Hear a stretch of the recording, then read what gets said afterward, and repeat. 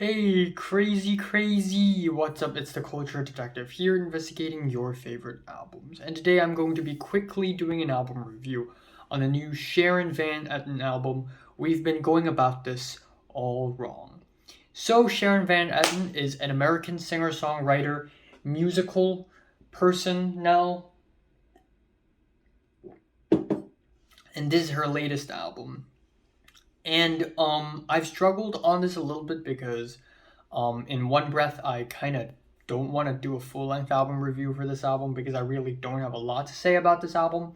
But I also kind of want to clear this album out of my way in my long album review lineup because I have like 6 or 7 album reviews coming up. Kendrick Lamar, Chainsmokers, The Smile, Sueños Toman Conta, Bird's Eye Batang. Like I have tons of albums to review in the future, in the next week. So I'm just gonna get this out of the way real quick.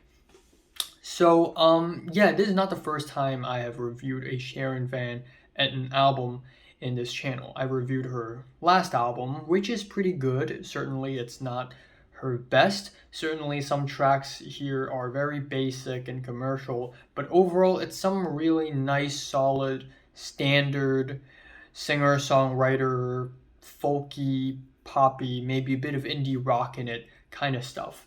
And Sharon Van Etten is pretty much going down the same trajectory on this album, with the album opener Darkness Fades with its dramatic keyboard swells, faithful guitars, earthy drums, croony vocals. The whole track is just okay. Certainly, it doesn't wow me or impress me or anything, but at the same time, I think the production, the singing, the lyrics, everything just works kind of fine as expected.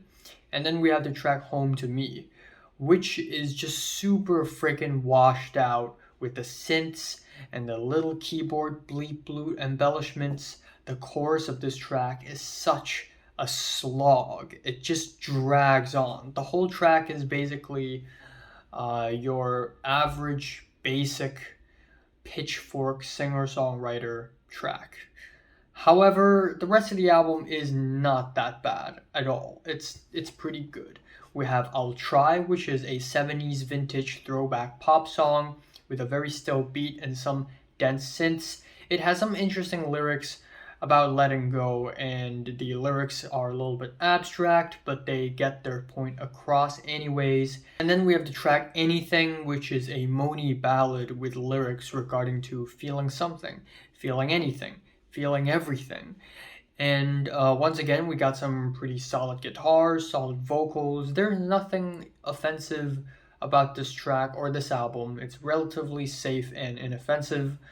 Then we have the tracks Born and Headspace, both of which are also pretty basic in my opinion. The former of which is kind of spacey and atmospheric art pop track, and the latter has these huge, thick, revving bass, and it has these repetitive lyrics.